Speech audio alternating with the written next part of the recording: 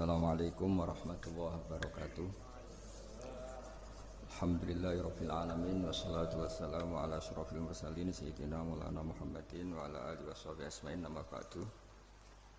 Para kiai, para ulama, para teman-teman yang hadir di sini yang saya hormati. Di sini ada Kiai Haji Mas Duki, ada Bapak Yusuf Mansur, ada kiai yang bupati juga, Bapak Hafid. Yang saya hormati Direktur PKN STEN, juga Ketua Penasihat Takliman Dr. Dawud Arif Khan. Saya hormati teman-teman, karena dari awal ini ngaji untuk seneng ya, untuk farhah itu seneng. Tidak tahu saya bacanya Farhatul Aidin wa Falahul Faizin ya Pak Ketua, Pak Tamam. Saya cerita sedikit tentang seneng ya, Al-Farah ya. Dalam Islam seneng itu sudah ibadah. Jadi di antara ibadah terbaik manusia itu seneng. Jadi kalau analoginya kita dikasih rumah teman atau mertua atau guru atau siapa saja, hal paling menjengkelkan itu ya sudah dapat gratisan gerutu itu geremeng. Nah ini kita sudah pakai buminya Allah itu gratis, pakai airnya ya gratis, pakai oksigen ya gratis, kok masih gerutu, itu sudah jadi hamba yang nggak bener itu. Jadi bayangkan kalau kita pakai oksigen bayar, pakai buminya bayar, pakai airnya bayar semua, kayaknya kita tidak mampu membayar, dan kita sama Allah hanya disuruh ikrar, disuruh sujud. Pentingnya ilmu satu, bahwa itu akan menjadikan satu perilaku. Misalnya begini ya, dulu itu kiai-kiai Jawa zaman dulu itu berpatokan, karena dulu pemerintahan Hindia Belanda, saya ulang lagi masih pemerintahan Hindia Belanda. Itu dalil yang sering diutarakan itu, sebaik-baiknya umara itu yang datang ke ulama, terus sejelek-jeleknya ulama itu yang datang ke umara. Tapi semenjak pemerintahan Indonesia dan kemudian ditandai beberapa tokoh kayak Gus Wahid putra Kiai Hasyim jadi Menteri Agama, ada Gus Wahid putra Kiai Wahab juga jadi Menteri Agama, ada Kiai Fatur Rahman keluarga Mbah Maimun, keluarga Sarang juga pernah jadi Menteri Agama. Kemudian bersamaan dengan itu dibangunlah satu pegangan ilmu. Pegangan ilmu ini penting karena ini yang mengilhami semua orang Islam, terutama ya utamanya ulamanya. Ada seorang ustadz, seorang guru ngaji yang karena melihat rata-rata penguasa itu zalim ya, datang ke Harun ar-Rasyid. Ini perlu disemak, datang ke Khalifatullah atau Amirul Mukminin Harun ar-Rasyid. Karena beliau seorang raja, tentu terduga lah, atau ya umumnya atau gimana lah istilahnya, itu ya rata-rata ya agak seenaknya, namanya raja, namanya penguasa. Ini dalam pikiran ustadz itu, tidak mesti dalam fakta. Kemudian si ustadz itu matur, ya Amirul Mukminin, inni nasihun lak famusyaddidun alaika fala tajidanna fi nafsika syai'an. Saya ini mau nasihati Anda, kemudian saya cara nasihati itu keras, tolong jangan dimasukkan hati. Dia bilang famusyaddidun alaika, saya nanti kalau nasihati itu keras sekali, tolong dimaklumi karena ini penting, karena Anda harus dinasihati secara keras. Tapi sebelum nasihat itu diutarakan, kata Harun ar-Rasyid, karena beliau Bani Abbas dan beliau orang alim, termasuk muridnya Imam Malik, kata Harun ar-Rasyid, uskut, kamu diam Ustaz. Inna Allaha ta'ala arsala man huwa khairun minka ila man huwa syarrun minni, wa ma'adhalika yaqulu Allahu ta'ala faqula lahu qawlan layyinan la'allahu yatadzakkaru aw yakhsha. Jadi ini sekaligus etika dan norma ya bagi semua dai di Indonesia dan semua kita. Wahai Ustadz, kamu diam. Allah Ta'ala itu ngutus orang yang lebih baik ketimbang kamu, yaitu Nabi Musa, ke orang yang lebih jelek ketimbang saya, yaitu ke Fir'aun. Itu saja harus pakai etika, faqula lahu qawlan layyinan, kamu harus ngomong yang halus. Jadi intinya ini Harun ar-Rasyid komplain, kamu itu kalau jadi ustadz ngaji kira-kira gitu. Jadi betapa baiknya orang dulu memahami Quran. Jadi Quran itu dibaca, kemudian kita mungkin baca terus jadi cerita, Mungkin ada yang baca jadi perilaku, ada yang baca kemudian itu mengilhami, membentuk. Nah kira-kira itulah yang membentuk kiai-kiai alim di NU, di beberapa pesantren maupun orang-orang alim di luar NU. Asal apa ya, ngajinya dan bacanya seperti kita, pasti seperti itu. Karena cara berpikir tadi sudah. Jadi akhirnya si Ustadz tadi keluar dan minta maaf, anta a'lamu minni, ternyata engkau lebih alim ketimbang saya. Jadi kalimat famusyaddidun alika, saya akan keras cara memberi nasihat, itu yang diket, yang dipotong, yang dibatalkan atau yang diralat oleh Khalifatul Harun ar-Rasyid. Yaitu dikatakan inna wa ta'ala arsala man huwa khairun minka ila man huwa syarrun minni. Yaitu Allah mengutus orang yang lebih baik ketimbang kamu, yaitu Nabi Musa, ke orang yang lebih jelek ketimbang saya, yaitu Fir'aun. Itu pun harus faqula lahu qaulal layyinan. Cara berdakwah harus dengan kata-kata yang halus, yang lembut, yang indah. Dan dengan kata-kata itu diharapkan la'allahu yatadzakkaru aw yakhsha. Semoga yang didakwai menjadi ingat.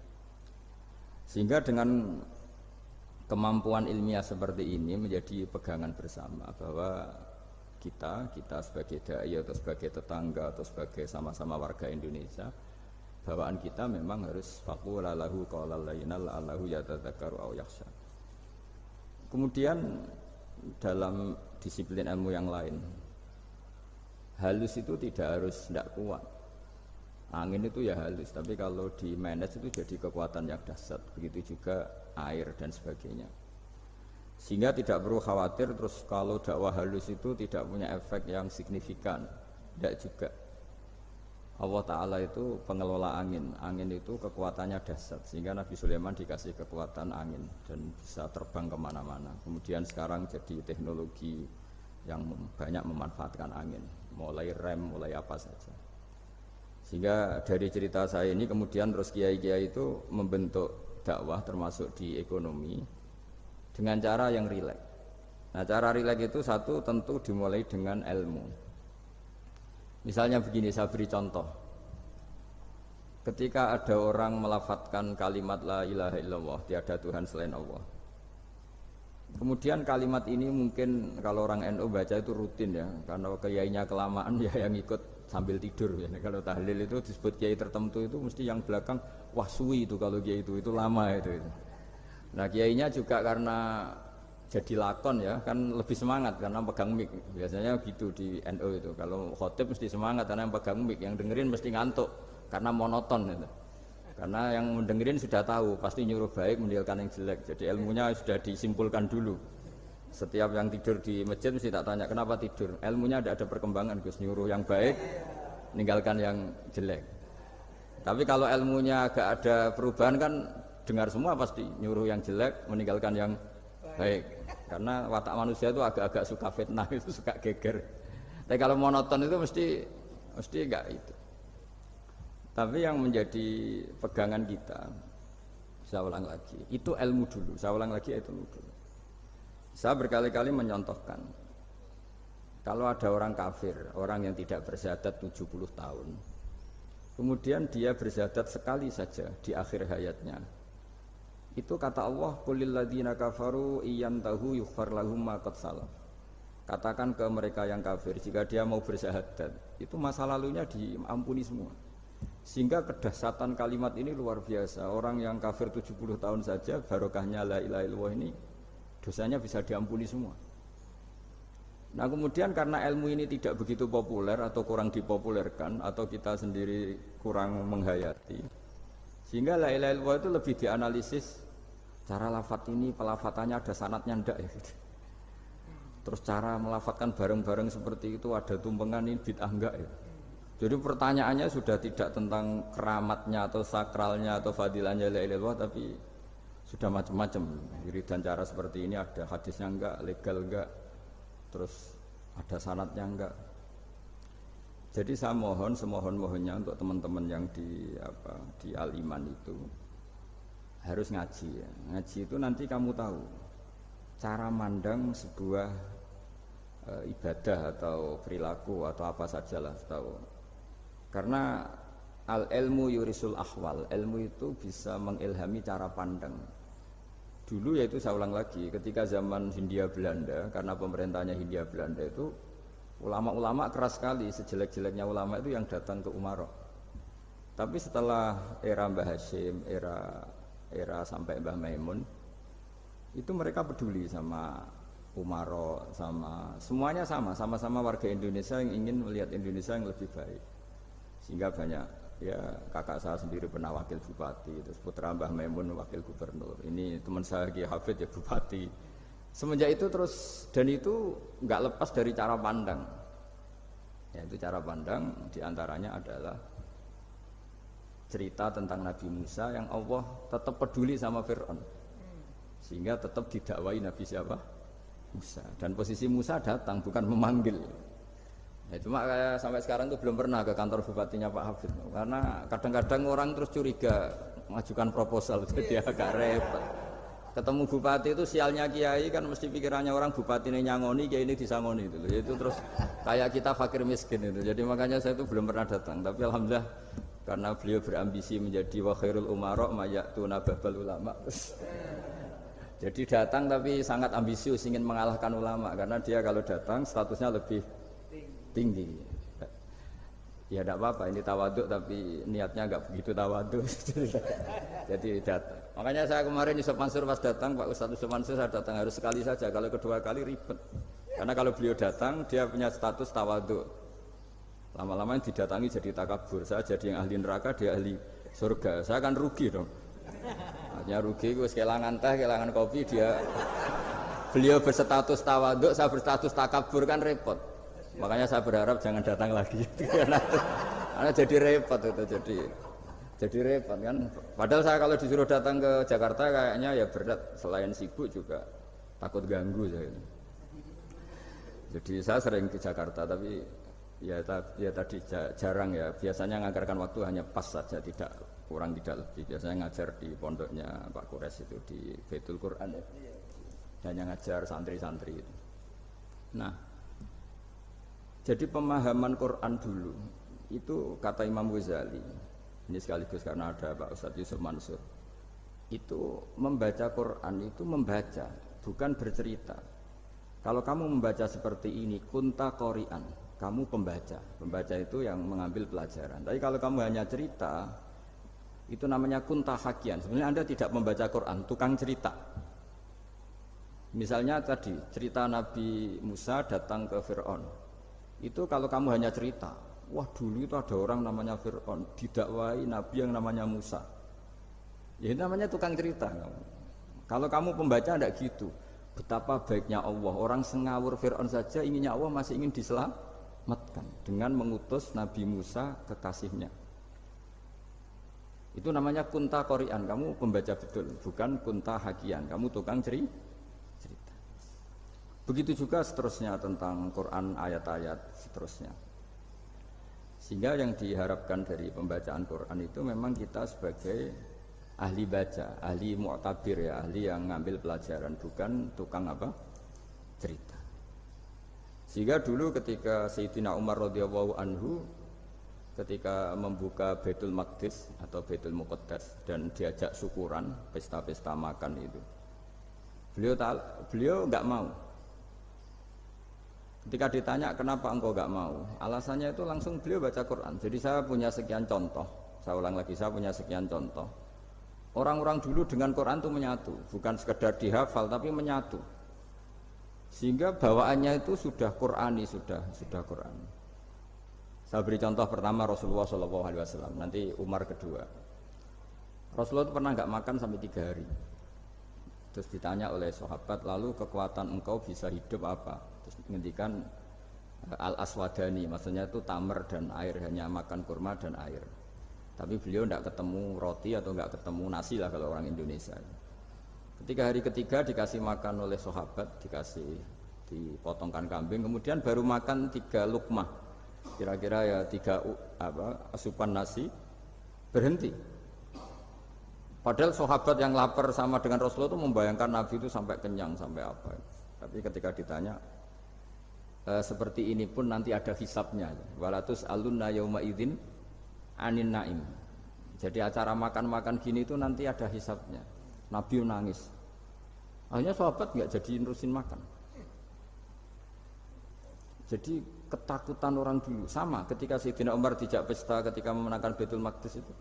Inna wa ta'ala ayyara qauman. Allah itu mengkritik sebuah komunitas kaum karena apa? Adhabtum thayyibatikum fi hayatikumud dunya wastamta'tum biha. Kamu adalah orang-orang yang jatah nikmat kamu sudah kamu habiskan di dunia. Adhabtum itu kalian habiskan jatah kenikmatan kamu di dunia.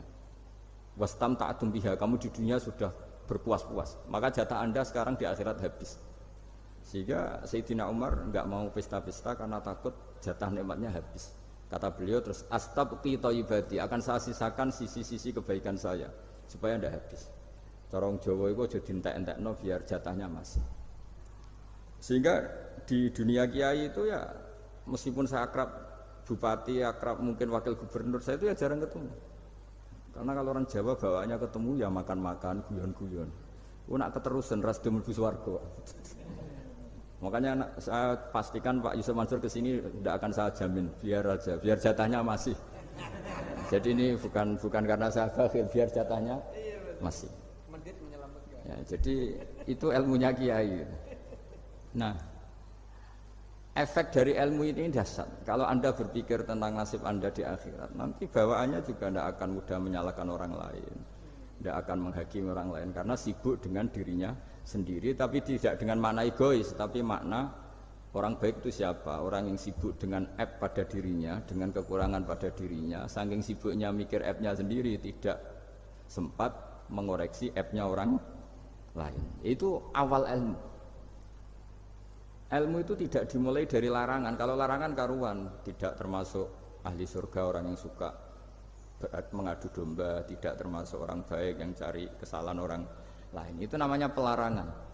Tapi ilmu itu di atas nahi, di atas pelarangan itu kamu punya kesadaran bahwa kamu itu yang penting selamat dulu, jangan memikirkan orang lain, dengan makna bukan egois tapi dengan makna supaya tidak menyalahkan apa orang lain. Nah, saya termasuk ya boleh dikatakan kiai lah yang paling fanatik bahwa semuanya itu harus dimulai dari ilmu. Ya saya ulang lagi, dimulai dari ilmu. Nah, dari sini kemudian saya berharap Indonesia menjadi damai, menjadi baik. Itu bukan karena kita baik-baik banget, ya tidak mungkin kita ada nabi, tapi karena sudah sibuk dengan memikirkan kesalahan diri sendiri. Sehingga misalnya kita baca Quran, Rabbana dzalamna anfusana, lalu kita langsung ingat betapa hubungan kita dengan Allah itu harus ikrar dulu, merasa zalim dulu, merasa salah dulu.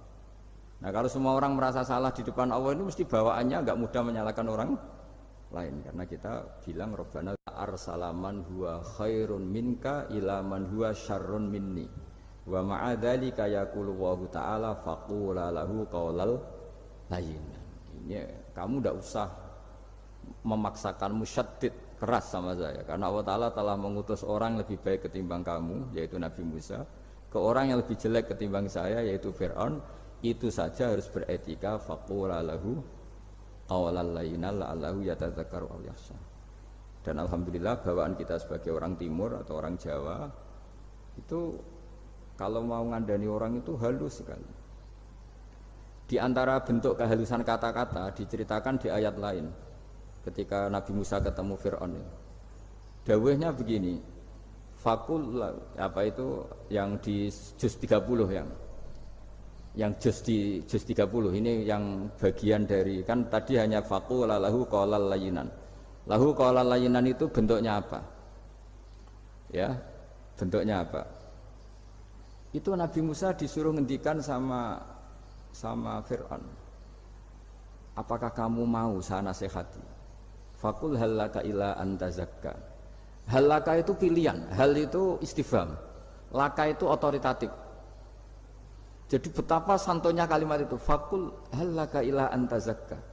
Jadi kalau dimaknani model Pak Hafid, model saya ngaji di sarang itu, halaka onoto iku kedue sira, berhak bagi kamu, berhak bagi Anda, apakah Anda berhak loh mendapat nasihat supaya Anda jadi orang yang lebih baik. Halaka ila antazakka. Jadi tidak kalimat perintah, tapi kalimat pilihan. Apa engkau mau saya beri nasihat? Wah dia ka ila rabbika fatakhsha, dan saya beritahu kamu tentang Tuhan dan kemudian kamu menjadi orang yang baik, fatasya, orang yang punya khasyah, punya. Jadi kayak apa kalimatnya itu? Nopo jenengan kerso. Itu kalau orang Jogja, orang-orang daerah-daerah yang pernah nyuguhi tamu itu kan, ayo makan-makan. Itu kan kayak tamunya itu kelaparan. Masa Pak Yusuf Mansur kelaparan? Tidak mungkin kan. Masa Ustaz terkenal kelaparan kan tidak mungkin itu. Monggo, nopo jenengan ngersakno. Karena bisa saja tamunya itu tidak kerso. Mungkin karena darah tinggi, mungkin karena takut dianggap fakir miskin, macam-macam kan orang tidak. Itu kalimatnya itu halaka ila anta zakka. Kayak apa indahnya dakwah. Halaka ila anta zakka. Itu ada kata laka itu ya terserah jenengan mau enggak. Wa ahdiyaka ila rabbika fatakhsha. Nah, itu yang disebut membaca. Kunta qori'an la hakian. Anda benar-benar membaca Quran, bukan sekadar pencerita.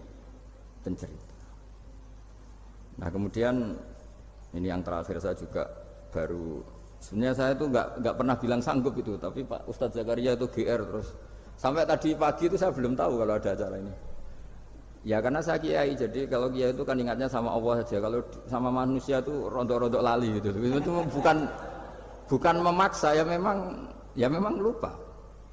Sejauh mana sih pentingnya manusia kan tidak penting cara ilmu tasawuf itu. Tapi karena ini titipan Rasulullah SAW terus menjadi penting kan. Dititipi umat kayak jenengan itu ya sudah ngaji ngatur kiai ribet itu. Kiai ini biasa ngaji kan, kiainya yang ngatur, santri ini enggak. Pak Yai ngaji tanggal ini jam ini. Itu kan mengabaikan semua aktivitas kiai. Padahal jam ini mungkin saya punya jam. Mungkin jalan-jalan atau ngaji atau mutolaah atau munajat, gara-gara Pak Zakaria ini kan terus Mas Tamam ini yang provokasi. Harus ngaji di jam ini, tema ini. Saya itu kalau ngaji ditentukan tema itu, ini memang saya agak keras di bab ini. Itu kayak ibarat gini loh. Saya ini dokter, kemudian ada orang yang sakitnya itu jantung, terus bilang ke saya, Pak dokter sembuhkan kukul saya. Wong penyakit ekstrimnya itu jantung, kok bila disembuhkan apa? Kukul. Kan gak penting, sembuh tidak sembuh, kukul itu kan gak penting. Jerawat itu. Kiai itu tahu kesalahan paling fatal manusia itu akidah. Tapi kadang-kadang mintanya ilmu yang tidak akidah, yang gak penting. Jadi kadang-kadang kiai itu ya digurui betul kalau di Indonesia itu. Misalnya ini tidak nyindir loh, memang marah betul kalau di bab-bab seperti ini. Tapi ini biar jadi ilmu masif, ilmu yang general. Saya ulang lagi ya, Anda jadi dokter, tahu pasien Anda ini penyakit jantung kronis atau sudah fatal lah sudah. Terus orang itu bilang, Pak Yai, itu Pak dokter, tolong obati kulit saya supaya tidak jerawatan. Kamu bilang ini orang aneh enggak? Aneh kan? Nah, kiai juga gitu. Saya sering itu ada orang mau haji gitu. Gus doain saya jadi haji mabrur. Pernah belajar haji, Pak? Dereng. Mungkin enggak orang belum belajar nyupir terus kemudian minta didoain, Gus saya mau nyupir doain selamat. Mau nyupir aja enggak bisa kok minta doa selamat. Harusnya urutannya kan belajar dulu baru minta doa. Tapi kali ini aliman bener ngajaknya akidah dulu, ahli sunnah. Nah itu bener karena akidah itu hal yang prinsip memang harus. Kalau kebetulan nggak bener tak revisi betul. Untungnya kalau temanya bener. Jadi saya mohon ke seluruh orang-orang yang mau ngaji ke kiai itu tema itu biar yang milih kiai supaya tahu prioritas yang harus benahin. Jangan tema yang kita yang milih, jangan-jangan tema yang kita pilih itu tidak mendesak atau tidak penting. Ini bukan apa-apa, ini saking ingin baik saya ya, keinginan baik saya supaya dulu zaman sahabat ya gitu. Kalau ada pertanyaan salah sama Nabi dibenerin, cuma Nabi terlalu bijak, cara benerin tuh enak. Kalau saya karena tidak Nabi saja ya agak-agak kasar kan, kalau tidak Nabi tidak wajib bener terus, yang wajib bener terus itu Nabi. Saya beri contoh ya. Nabi itu ngendikan tentang kiamat. Kiamat itu dahsyat, mengerikan gini-gini. Kalau pikirannya orang kampung itu begini, Nabi ini aneh. Cerita kiamat dahsyat tapi nggak ada tanggalnya, ada tahunnya. Harusnya ada dong biar kita bisa persiapan. Sehingga Nabi disomasi di tengah-tengah khutbah itu, ya Rasulullah mata sa'ah. Nah, karena ini orang Bedui, Nabi nggak dengerin, diulang lagi. Mata sa'ah ya Rasulullah. Ketika Nabi mengabaikan itu ada dua kelompok sahabat, yang satu bilang lam yasma, Nabi tidak dengar sehingga mengabaikan. Yang kedua bilang sami'a wa kariha, Nabi sebenarnya mendengar tapi tidak berkenan. Tapi diulang lagi ketiganya, ya Rasulullah mata sa'ah. Akhirnya Nabi jawab, mau tidak mau, karena kalau enggak ya namanya orang Bedui ngomong terus. Nabi balik tanya, ya karena cara berpikir dia kalau kiamat itu jelas kapannya kan bisa persiapan itu. Paling enggak pas mau kiamat terus pas ngaji Quran apa kan bisa persiapan itu. Akhirnya Nabi balik tanya, ma'atatalaha. Kalau kamu berani tanya kiamat, lalu persiapan kamu apa? Ya terus orang itu bilang masyhur itu, ma'adatullah kabira sholatin wala siyamin wala kadza wa kadza walakinni uhibbuka. Saya sebenarnya tidak punya persiapan ya Rasulullah, cuma persiapan banyak puasa ya enggak, banyak sholat enggak, tapi saya mencintai engkau.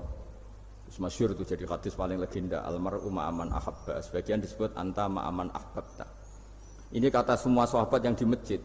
Si Bedui ini orang paling dibenci sahabat karena mengganggu Nabi saat khutbah, tapi akhirnya ini menjadi orang paling dicintai sahabat karena barokahnya itu hadis itu keluar secara terbuka, almar'u ma'aman ahabba. Sebagai riwayat yuhsyarul mar'u ma'aman ahabba, nanti orang akan sowan sama Allah bersama orang yang mereka cinta. Itu sahabat-sahabat fama farihu ba'dal Islam farahahum bihadal hadis. Mereka tidak pernah senang setelah masuk Islam sesenang hadis ini, karena kita tidak perlu soleh-soleh banget, cukup nyintai orang apa soleh gitu. Makanya saya sekali bilang itu ya, kadang-kadang saya jadi orang alim itu ya ruginya tadi. Misalnya untuk menjadi orang alim kan harus hafal Quran, ngaji Bukhari, Muslim, Ikhya. Ternyata pengumuman kedua orang nggak bisa apa-apa, gelombang kedua para pecinta, waduh itu kan repot ya. Jadi kita yang jadi orang alim susahnya bukan main, ternyata disaingi pengumuman kedua dan para pecintanya, wah itu kan. Akhirnya ketemu orang-orang nggak jelas tadi itu. Nah itu ya termasuk farah dalam Islam, farhatul aidin. Jadi senang itu di Islam itu ibadah.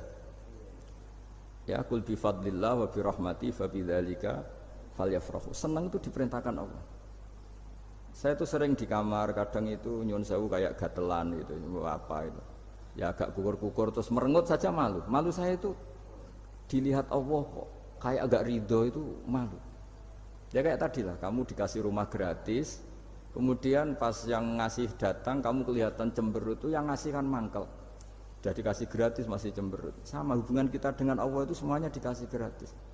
Makanya tabassum, senyum itu ibadah. Kita yang nekuni ilmu hadis, betapa hebatnya Nabi ngendikan, kalau kamu tidak bisa ibadah yang berat-berat, cukup ibadah senyum.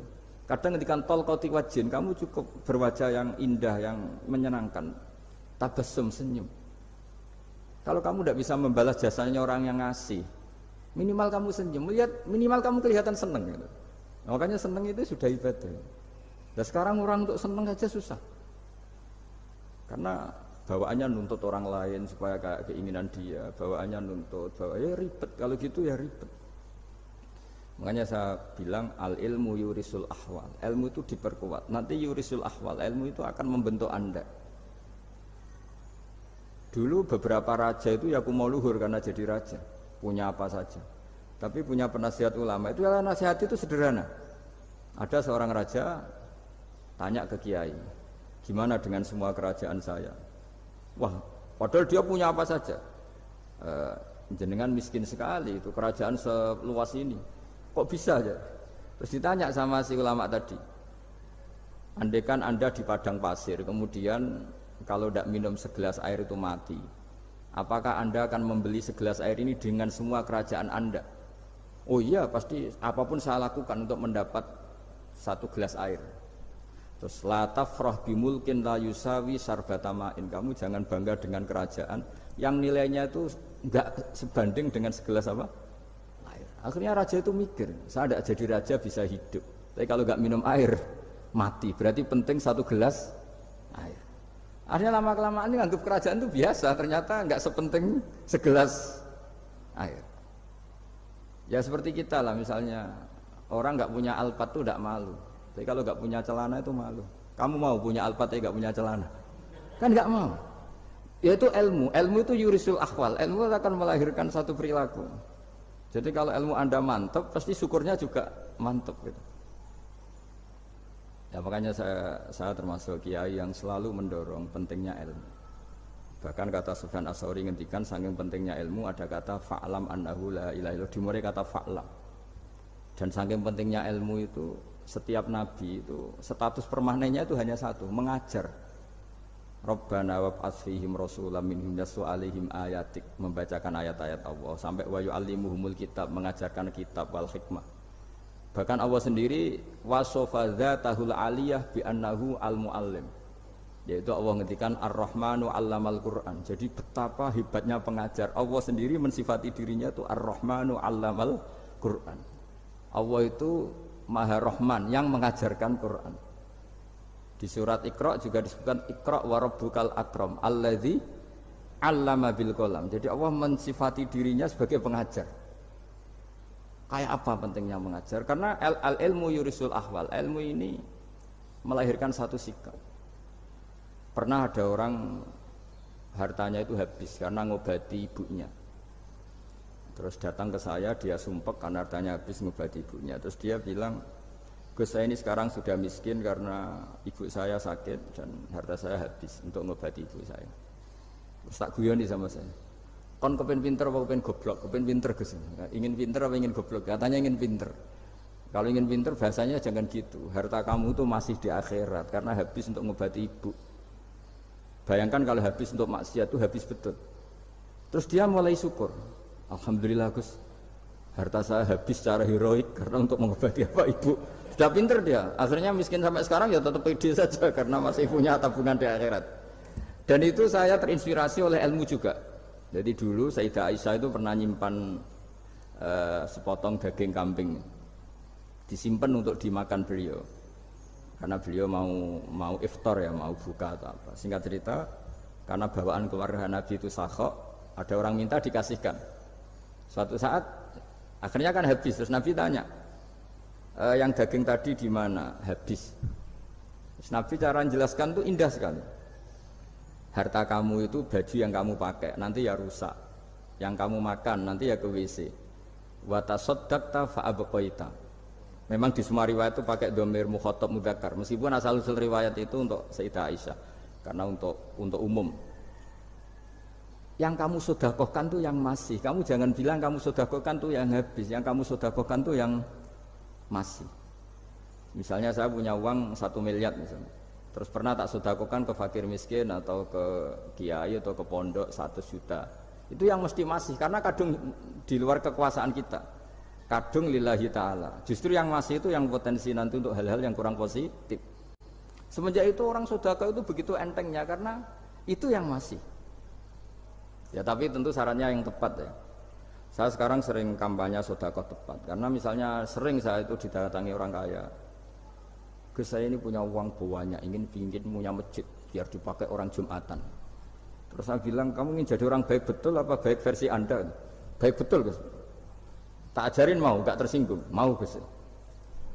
Kalau Anda bikin masjid di kampung Anda, masjid terbaik di dunia sekalipun, yang bingung saya ahli fikih. Kok bisa Gus? Kan terjadi 2 Jumatan, nanti sahnya yang mana? Kamu enak aja bikin masjid kan? Kamu bikin masalah baru bagi kiai fikih di daerah kamu. Belum nanti orang terus migrasi ke masjid Anda karena lebih baik, koriknya lebih baik. Kamu membunuh masjid yang lebih tua, itu nggak sopan sekali, masjid itu sudah lebih tua kamu. Akhirnya mikir, nggak usah Gus kalau gitu, sedekah apa saja yang penting perintah jenengan gimana. Ya sudah.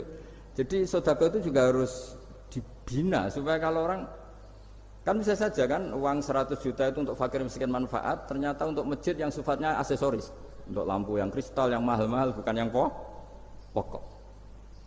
Itu pentingnya ngaji ya. Jadi lagi-lagi al-ilmu yurisul ahwal.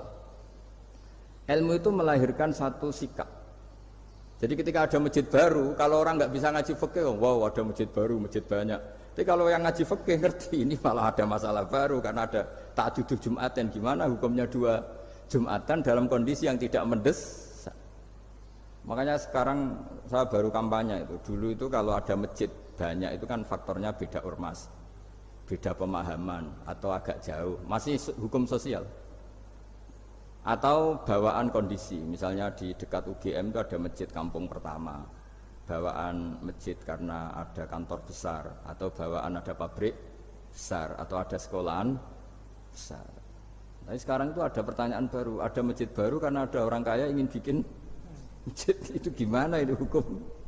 Nah, tapi kalau orang nggak nekuni fikih itu ya langsung wah bagus untuk bangun masjid. Bagus piye kene sing kangelan memfikihkan tadi. Lah itu ilmu. Jadi kalau yang tidak nekuni fikih itu ya tidak tersiksa, tapi yang nekuni fikih itu pasti tersiksa karena seperti itu tadi. Ya jadi saya mohon di antara cara kita dakwah secara damai itu dimulai dari Rabbana zalamna anfusana. Itu dipakai Nabi, di redaksinya diganti dengan makna supaya kita per individu matur Allah apa ini zulam tu nafsi zulman kabiron katsiran. Nah bawaannya orang mengaku zalim, mengaku salah itu kan sudah tidak sempat mikir salahnya orang apa lain. Dan dari sini kemudian dia jadi orang yang tawadhu, yang ubudiyah, yang macam-macam. Sehingga Nabi itu bukan dianggap ya, pasti penjelas terbaik.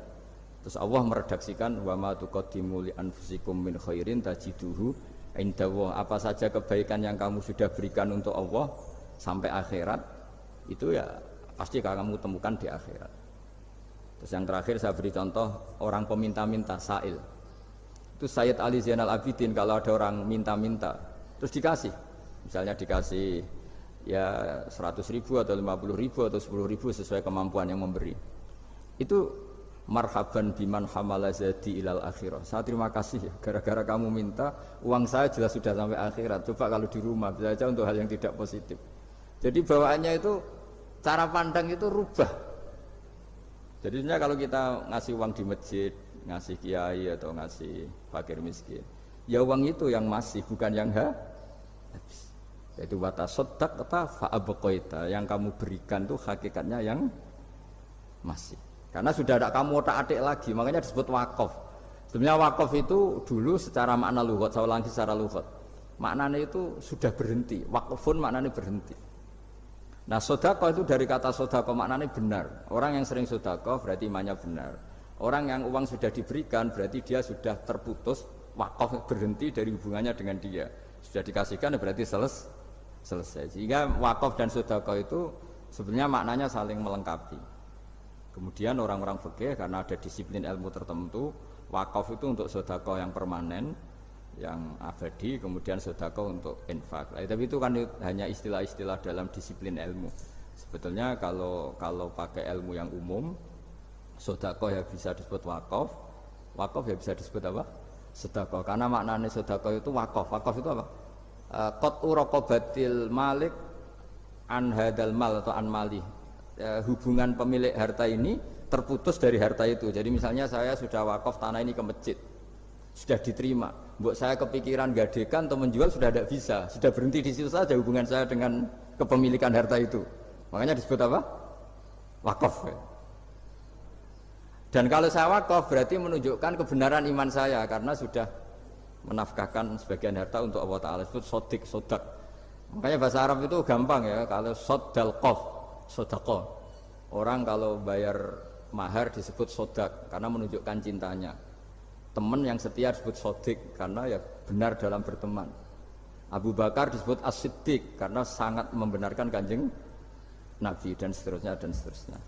Ya jadi semoga ayat tadi, dan saya mohon maaf karena ya memang saya kalau ngaji ya alami seperti ini, tapi insya Allah barokahnya alami itu menjadi ikhlas, tidak tasonnuk, tidak riak, tidak tebar pesona kalau dalam bahasa itu. Yang jelas saya inginlah bahwa ayat yang saya baca tadi benar-benar jadi